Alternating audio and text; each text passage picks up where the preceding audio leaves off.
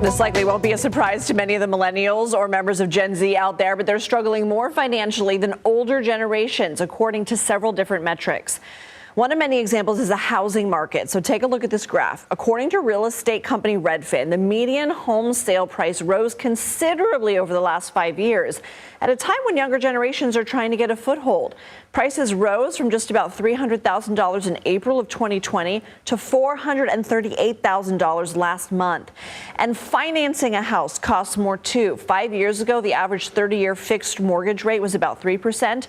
Last month, it was just under 7%. I want to bring in Javier David now. He is a CBS News contributor and business editor for the Dallas Morning News. Hey, Javier. So owning property, it's a way to invest, build equity. We stress out when we're not doing it. We think we should be doing it. But anecdotally, it seemed easier for older generations. The data backs it up, too. What's driving this?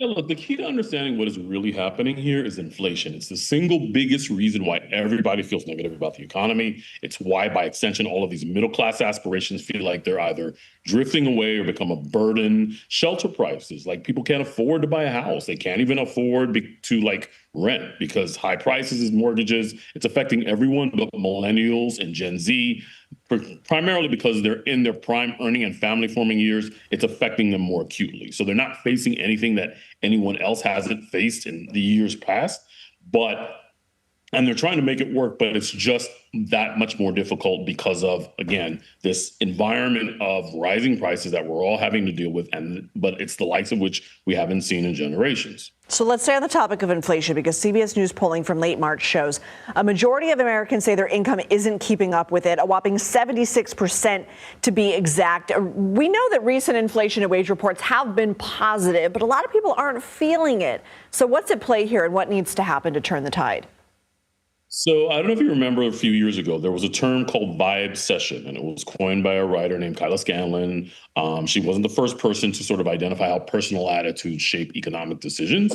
And it's why we watch consumer sentiment indicators so closely, but it captured in a really succinct way why everyone but millennials and Zoomers in particular are so down on the economy. You're earning more, but it's costing so much more. The rate of what you're seeing in your paycheck, increase in your paycheck, is being way dwarfed or eclipsed by all of the ways in which, as a whole, as a society, we're all paying more money. Back in the early 2000s, we thought we had vanquished inflation. Workers were, so productive, and we had the globalization effect that made everything cheaper. Now all of that is being undone, and this sort of return of price instability is just shaking everyone's sense of calm. And that's what inflation does. It acts as like this stealth tax.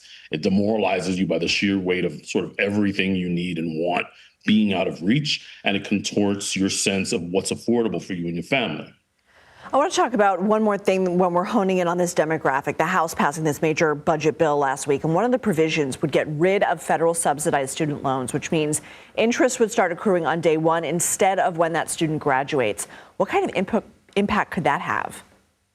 Yeah, look, you've got lower loan limits, you've got fewer repayment options, you've got a 30-year path to forgiveness. You've got new Pell restrictions. You've got new collections being resumed on delinquencies. So just all of a sudden, it seems as if a lot of these circuit breakers that we've built into the student loan system to make higher education more affordable are disappearing. So the headline here is the Trump administration is trying to save money. They're trying to form government. The bill is aimed at sort of simplifying this alphabet soup of options. But the end result is the burden of financing education is being shifted away from the government, or at least the subsidization of it, to students and their families. So it's all of these ways in which you're foreclosing on this ability to make it a little bit more affordable for you to go to school. One of the incentives was to take out student loans. It makes your degree more affordable. You pay it off eventually, but between the rising costs of living everywhere and all of these surging college-related expenses, the minuses are increasingly outweighing the pluses, unfortunately.